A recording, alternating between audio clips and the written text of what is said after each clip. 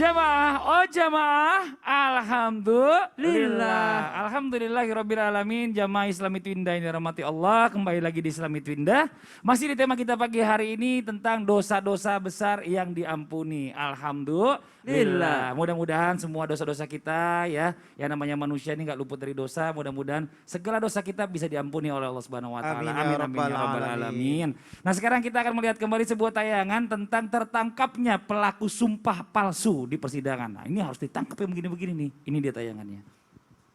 Pelarian BM 40 tahun pelaku sumpah palsu di pengadilan beberapa waktu lalu berakhir di tangan tim Totaici Satreskrim Polres Bengkulu Selatan. BM ditangkap di salah satu desa di Kecamatan Pinoraya, Kabupaten Bengkulu Selatan. Penangkapan terhadap BM berawal dari tim Totaici mendapatkan informasi keberadaan pelaku sumpah palsu yang berada di Kecamatan Pinoraya. Untuk memastikan informasi tersebut, tim Totaici yang dipimpin langsung oleh Kanit Pidum Polres Bengkulu Selatan Ibda M. Bintang Azhar ke lokasi dan berhasil membekuk tersangka. Kanit Pidum Polres Bengkulu Selatan Ibda M. Bintang Azhar saat dikonfirmasi mengatakan pelaku nekat memberikan sumpah palsu di persidangan karena diduga kuat ingin menguasai harta sang istri yang sudah meninggal. Dalam keterangannya di pengadilan, BM mengaku hasil pernikahan dirinya bersama istri yang sudah meninggal tidak ada keluarga lain, bahkan tidak memiliki buah hati. Namun kesaksian tersebut merupakan dalih tersangka untuk menguasai harta sang istri. Na'udzubillah min zalik. Nah ini dia nih orang-orang yang perlu diberantas nih. Karena dalam persidangan nih kita nggak pernah tahu ya. Kadang memang ada aja orang-orang yang begini untuk mengeruk keuntungan pribadi. Nah Ustaz Syam pertanyaannya, apakah benar nih ya memberikan sumpah palsu bahkan berbohong dengan bersumpah ya menjadi sebuah dosa besar. Nah tapi bagaimana nih jika pelaku sumpah palsu tadi itu minta maaf kepada orang yang telah dibohonginya, apakah semua dosa besarnya ini bisa terhapus? Mohon izin penjelasannya dari guru kita Ustaz Syam. Ya silakan, tafadhol Ustaz Syam. Bismillahirrahmanirrahim. Tabi guruku Habib Utsman, Ustaz Denny yang dimuliakan Allah, Mas Fadil yang dimuliakan Allah Subhanahu wa taala serta jamaah yang dimuliakan Allah Subhanahu wa taala. Ba'dan aqul a'udzu billahi minasyaitonir rajim.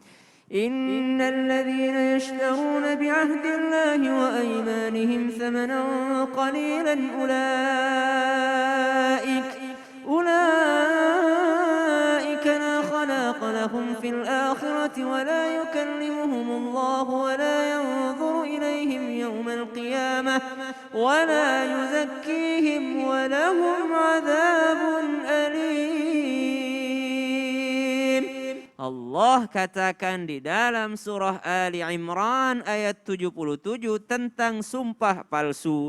Innal ladzina yashtaruna bi'ahdillahi wa aymanihim tsamanan qalila. Jadi orang sumpah palsu itu pasti nyari untung.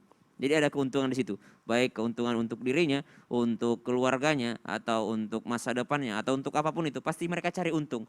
Makanya Allah Subhanahu wa taala katakan, innal ladzina yashtaruna bi'ahdillahi wa aymanihim tsamanan qalila. Orang yang mengharapkan dunia yang sedikit itu dengan berjanji, bersumpah palsu, berbohong, maka balasannya adalah la khalaqa lahum fil akhirah, tidak dapat bagian sedikit pun di akhirat nanti. Artinya nggak dapat kenikmatan surga sedikit pun di akhirat nanti. Wala yukallimuhumullah, dan Allah tidak mau ngajak dia bicara. Nggak dipeduliin sama Allah. Wala yanzuru ilaihim, dan Allah tidak mau memandangnya. Bayangin aja kalau Allah masih negor kita tuh, jadi kalau kita masih dikasih ujian itu alhamdulillah. Jadi kalau Allah masih nguji kita, Allah masih kasih kita sesuatu yang harus kita lewati dengan sabar, maka itu alhamdulillah. Kenapa? Berarti Allah masih peduli kepada kita. Ada orang-orang yang Allah memang sudah tidak peduli kepada mereka. Apatah lagi nanti di akhirat lebih menyakitkan lagi kalau Allah cuek sama kita. Ulaika la khalaqa lahum fil akhirah wa la yukallimuhumullah. Enggak diajak bicara, bukan hanya enggak diajak bicara sama Allah, la yanzuru ilaihim yaumal qiyamah. Tidak mau dipandang sama Allah Subhanahu wa taala. Lahum adzabun alim. Itulah azab yang sangat pedih. Jadi kalau dibayangin apa sih siksa yang paling pedih nanti di akhirat? Siksa yang paling pedih itu enggak bertemu dengan Allah, enggak mau dipandang sama Allah, dan enggak mau diajak bicara sama Allah Subhanahu wa taala. Naudzubillahi min dzalik. Semoga kita berkumpul di surganya Allah Subhanahu wa taala. Jadi ayat ini tuh turun berkenaan dengan seorang yang bersumpah palsu untuk mengambil harta. Jadi mereka mencari keuntungan. Nah itu sumpah palsu yang dimaksud yang pertama. Sumpah palsu yang kedua sama-sama mencari keuntungan. Tapi biasanya terjadi di perdagangan nih. Ini buat teman-teman all shop misalnya yang lagi jualan online. Atau misalnya dia lagi pajang gambarnya. Diedit sebagus mungkin. Subhanallah. Lalu dikasih deskripsi selengkap mungkin. Namun ternyata ketika ketika barang datang ya, beda di gambar, beda aslinya. Masya Allah, subhanallah. Nah ini hati-hati, apalagi kalau udah sumpah, barangnya bagus nggak sih? Sumpah ini bagus banget gitu. Jadi ada sumpahnya untuk melariskan dagangan, dan ini banyak terjadi. Kalau di zaman dulu disebutkan di pasar, kalau sekarang mungkin di all shop, banyak terjadi demikian. Jadi teman-teman kalau jualan cari berkahnya. Apa itu berkah? Berkah itu meskipun kuantitinya sedikit, tapi dia kualitinya terjamin. Harta yang kita dapat, keuntungan yang kita dapat bisa kita putar lagi. Kenapa? Karena itu disebut dengan barokah. Barokah artinya Masya Allah. berkembang. Subhanallah. Oh, jadi ini kita bicara masalah tentang masalah waktu nih ya. Ya bicara masalah tentang hukum Islam nih hebatnya nggak lekang sama waktu gitu loh. Enggak dong. Bicara masalah berkembang. perdagangan bagaimana akhirnya jadi online tetap hukumnya sama gitu ya. Nggak main-main. Sampai hari kiamat. Iya, jadi bicara Kawaidnya masalah sama, Al-Quran ini kaidahnya sampai akhir kiamat ini nggak bakalan Waduh, bisa Masya ketinggalan Allah. zaman Dan ini Mas. dimanapun, mau di kampung, mau di kota sama. Allahu Akbar. Nah sekarang kita lanjut lagi nih ya buat jamaah yang ada di rumah nih, mumpung kita ada Pak Wakil Bupati Tasikmalaya nih Ustadz Denny nih, kita mau nanya lagi nih.